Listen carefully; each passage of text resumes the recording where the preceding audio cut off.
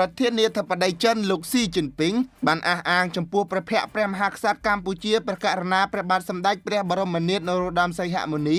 និងសម្ដេចម៉ែនរោត្តមនីនាថសីហនុថាប្រទេសចិនគាំទ្រយ៉ាងមុតមាំចំពោះប្រជាជនកម្ពុជាក្នុងការដើរតាមមាគ៌ាអភិវឌ្ឍន៍ដែលសមស្របនឹងលក្ខខណ្ឌជាតិរបស់ប្រជាជាតិកម្ពុជា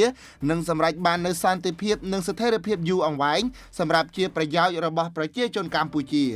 ការបញ្ជាក់ចំហបែបនេះរបស់ប្រមុខរដ្ឋចិនបានធ្វើឡើងនៅពេលដែលប្រធានាធិបតីចិនស៊ីជីនពីងនិងលោកស្រីផេងលីយ៉នបានទទួលស្វាគមន៍ព្រះវត្តមានរបស់ព្រះមហាក្សត្រខ្មែរព្រះករុណាព្រះបាទសម្ដេចព្រះបរមនាថនរោត្តមសីហមុនីនិងសម្ដេចម៉ែនរោត្តមនីនាថសីហនុនៅទីក្រុងប៉េកាំងកាលពីល្ងាចថ្ងៃអង្គារក្នុងឱកាសដែលព្រះអង្គយាងទៅចូលរួមព្រឹត្តិការណ៍រំលឹកខួបលើកទី80នៃជ័យជំនះក្នុងសង្គ្រាមប្រជាជនចិនប្រឆាំងនឹងការឈ្លានពានរបស់ជប៉ុននិងសង្គ្រាមប្រឆាំងហ្វាស៊ីសពិភពលោកបើតាមសេចក្តីរាយការណ៍របស់សារព័ត៌មានរដ្ឋចិនស៊ីនហួរប្រធានាធិបតីចិនស៊ីជីនពីងបានទូលថ្វាយព្រះមហាក្សត្រខ្មែរថាទំនាក់ទំនងចិនកម្ពុជាបានទប់ទល់នឹងការសាកល្បងនៃបញ្ហាអន្តរជាតិហើយភាគីទាំងពីរបានពង្រឹងមិត្តភាពដៃថែបដោយការចែករំលែកភាពសុខដុមរមនាដែលបានប្រែក្លាយជាទ្រព្យសម្បត្តិដ៏មានតម្លៃសម្រាប់ប្រជាជនទាំងពីរ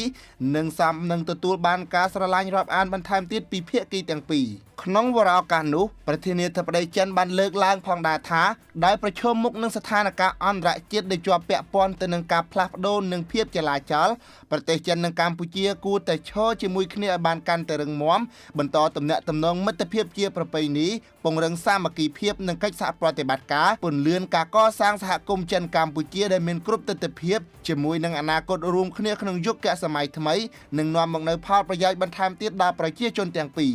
សារព័ត៌មានចិនស៊ីនហួរបានស្រាងព្រះរាជបន្ទូលរបស់ព្រះមហាក្សត្រសីហមុនីនិងមុនីនាថដោយព្រះអង្គទាំងទ្វេបានមានព្រះរាជបន្ទូលថាព្រះអង្គទាំងទ្វេរីករាយដែលបានបំពេញទស្សនកិច្ចនៅប្រទេសចិនម្ដងទៀតហើយត្រូវបានអញ្ជើញឲ្យចូលរួមក្នុងព្រឹត្តិការណ៍រំលឹកខួបលើកទី80ឆ្នាំនៃជ័យជំនះក្នុងសង្គ្រាមប្រជាជនចិននៃការតស៊ូប្រឆាំងនឹងការឈ្លានពានរបស់ជប៉ុន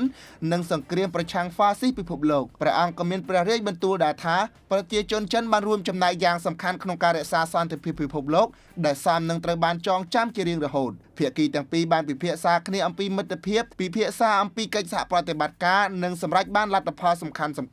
ក្នុងអំឡុងពេលទស្សនកិច្ចផ្លូវរដ្ឋជាប្រវត្តិសាស្ត្ររបស់ប្រធានាធិបតីស៊ីជីនពីងមកកាន់កម្ពុជាកាលពីខែមេសាភាគីចិននិងកម្ពុជាបាននិយាយថាកម្ពុជាតែងមើលទំនាក់ទំនងទ្វេភាគីតាមរយៈទស្សនយុទ្ធសាស្ត្រហើយខ្លួនមានឆន្ទៈក្នុងការបន្តទំនាក់ទំនងមិត្តភាពជាប្រពៃណីនិងរួមគ្នាកសាងសហគមន៍កម្ពុជាចិនគ្រប់អាកាសធាតុដែលមានអនាគតរួមគ្នាក្នុងយុគសម័យថ្មី